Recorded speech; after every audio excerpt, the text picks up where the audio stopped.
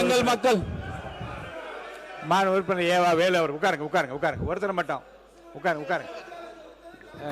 பேரவைத் தலைவர்களே உட்காருங்க மாண்புமிகு பேரவைத் தலைவர் அவர்களே இருங்க நீங்க நீங்க நீங்க முதல்ல இருங்க இல்லங்க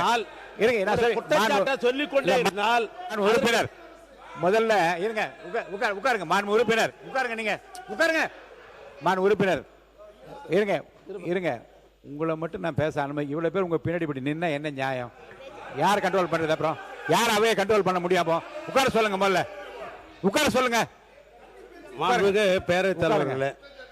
என்னுடைய சட்டமன்ற உறுப்பினர் செந்தில்குமார் அந்த பகுதியை சார்ந்தவர் அவ்வளவு சொல்லுங்க தண்ணீர் பிரச்சனை பற்றி குறிப்பிடுகிறார் தண்ணீர் பிரச்சனை என்பது எப்பொழுதும் இயற்கையாக வருவதுதான் அது ஆட்சியை வச்செல்லாம் கிடையாது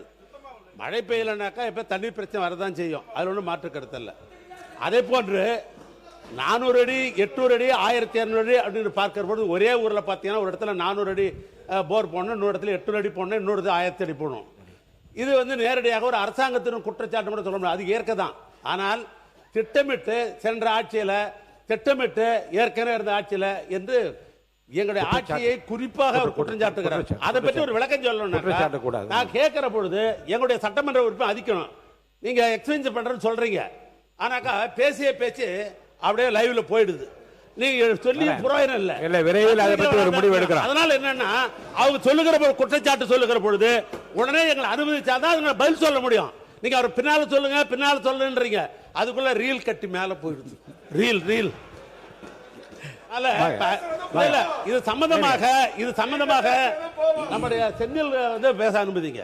ஏன்னா அந்த பகுதி அவரு தான் தெரியும் அதெல்லாம் மாண்பு உறுப்பினர் செந்தில் மாண்பு செந்தில்குமார் மாண்பு செந்தில்குமார் மாண்பு மணிமாறன் மாண்புமிகு பேரவைத் தலைவர் அவர்களே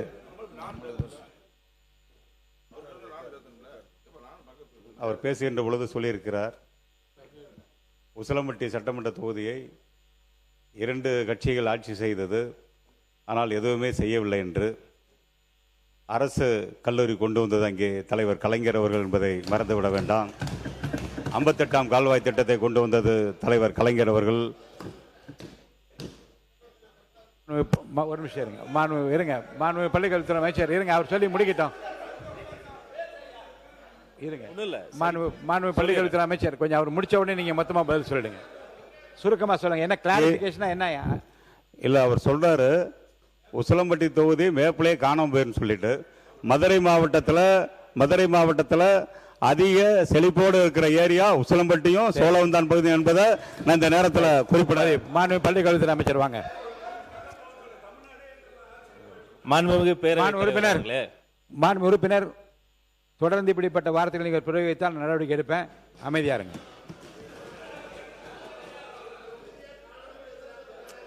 அப்புறம் அதுக்காக பதில் உட்கார்ந்தபடியே சொல்லுவாரா உட்கார்ந்தபடியே ஒரு பதில் சொல்லுவாரா அவர் சொல்லுங்க மாண்பு பள்ளிக்கல்வித்துறை அமைச்சர் மாண்புமிகு பேரவைத் தலைவர் அவர்களே மதிப்பிற்குரிய சட்டமன்ற உறுப்பினர் என்னுடைய அருமை தம்பி அவருடைய கன்னி பேச்சை பேசுகிறார் பொதுவாக ஒவ்வொருத்தரும் ஒரு விதமாக தான் பேசுவாங்க உங்களுக்கு தெரியாதது ஒன்றும் கிடையாது அந்த பக்கம் கன்னி பேச்சு பேசினப்ப கூட அந்த அருமை சகோதரர் அன்னைக்கு பேசுகிற பொழுது தன்னுடைய இறுதி பகுதியில் தொகுதி மக்களினுடைய எண்ண ஓட்டங்களை அவர்களினுடைய குரலாக எல்லாத்தையும் சொன்னதை கொண்டு வந்து சொல்லும் போது எல்லாமே கேட்பதற்கு இனிப்பாக இருக்காது சிலது கேட்க கசப்பாக ஆனா அவர் உரை முடித்த பிறகு அது ஒரு கன்னி பேச்சு முதல் பேச்சு குரலற்றவர்களின் குரலாக வந்து பேசுகிறார் அவரா சொல்லல தொகுதி மக்கள் சொன்னதை வந்துதான் இங்க வந்து அவர் சொல்றாரு கேட்டுட்டு மூத்த உறுப்பினர்கள் அவர் ஒரு அரை மணி நேரம் அண்ணா அழகா கிரானாலஜிக்கல் ஆர்டர்ல எப்படி வந்து ஒரு நீர்வளங்கள் துறை உள்ளாட்சி பேரூராட்சி நகராட்சி எல்லா நம்பர்லையும் மனப்பாடம் பண்ணி நம்ம புரட்சி கலைஞர் கேப்டன் மாதிரி கடன்னு அவ்வளவு நம்பர்ஸ் எல்லாம் மனப்பாடம் அழகா சொன்னார் அப்ப அவருடைய அனுபவத்தில் அதெல்லாம் சொல்றாரு அப்ப இங்கே வரக்கூடிய அந்த புதிய உறுப்பினர் என்பவர் அவருடைய முதல் பேச்சை சொல்கிறார் அதை பேசி அவர் முடித்த பிறகு கூட அதற்கான பதில நம்ம சொல்ல முடியும் கருத்தால் எதிர்கொள்வோம் ஆனா ஒவ்வொரு முறையும் நான் பார்க்கிறேன் சில வார்த்தைகள் இங்க சொன்ன உடனே ஒவ்வாமையில ஒரு மொத்த பேரும் எழுந்து நின்றுகிட்டு உங்களுக்கு எதிராக பேசுவது என்பது ஏற்புடையதல்ல உறுப்பினர் உங்களை வந்து பாராட்டி தான் சொல்லியிருக்காரு உங்களை பத்தி பாராட்டி தான் சொல்லியிருக்காரு நிறைய கருத்துக்கள் சொன்னீங்கன்னு தான் சொன்னார் அவர் தவறா சொல்ல அவரை